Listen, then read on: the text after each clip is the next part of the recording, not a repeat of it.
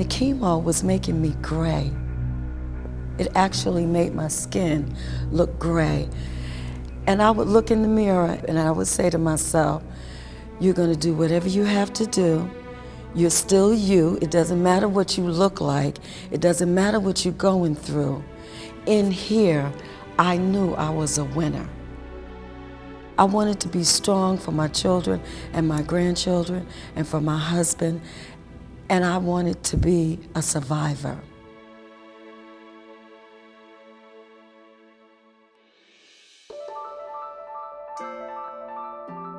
I will never forget it. He called me and he said, Mrs. West, I wish I had better news for you.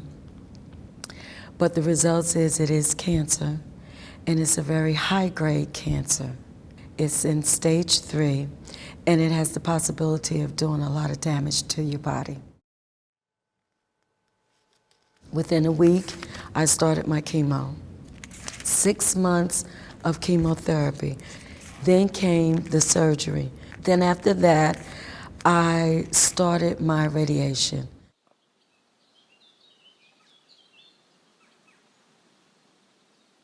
We got enough pink in the room to represent. What are we doing? October is Breast Cancer Awareness Month.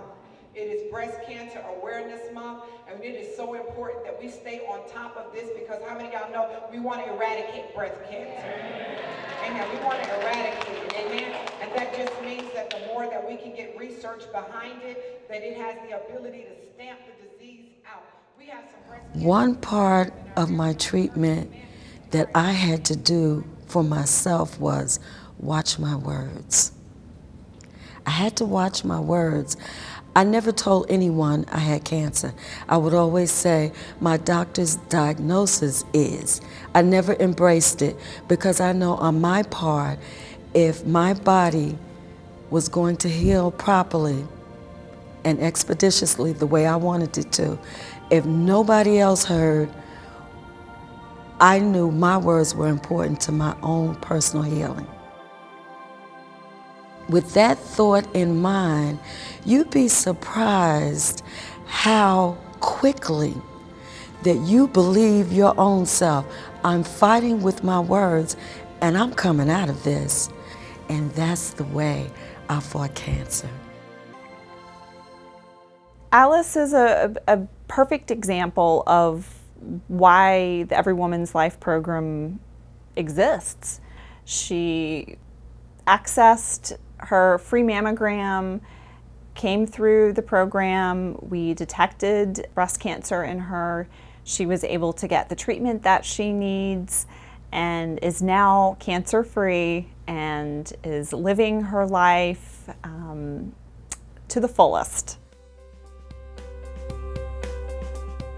What Every Woman's Life does is provides free mammograms and Pap tests for qualifying women. Our women are considered underserved in that they are either uninsured or underinsured, and they have to meet our poverty guidelines. One of the neat things about the program is not only do we screen for breast and cervical cancer, but if we detect a cancer, then we are able to get those women into the Virginia Medicaid system so that they can have their treatment paid for. Screenings are hugely important. You know, if we can catch cancers at an early stage, then we can treat it. When I see women that say, well, I don't want to go to a doctor, or I'm afraid, or I just never thought about it, you need to start thinking about it. I don't know why sometimes we don't take the time to go to the doctor and have things checked out, but it really is imperative.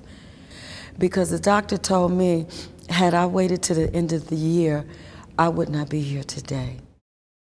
How many of you believe God is The more women that are attacked with cancer, that's one less word of wisdom or one less good example to the next generation. We don't want that. We want all the grandmas and big mamas and nannies to stick around so we can be a shining light to the next generation. So take care of yourself. Go to the doctor. Do what you need to do so that you can be a blessing to the next generation.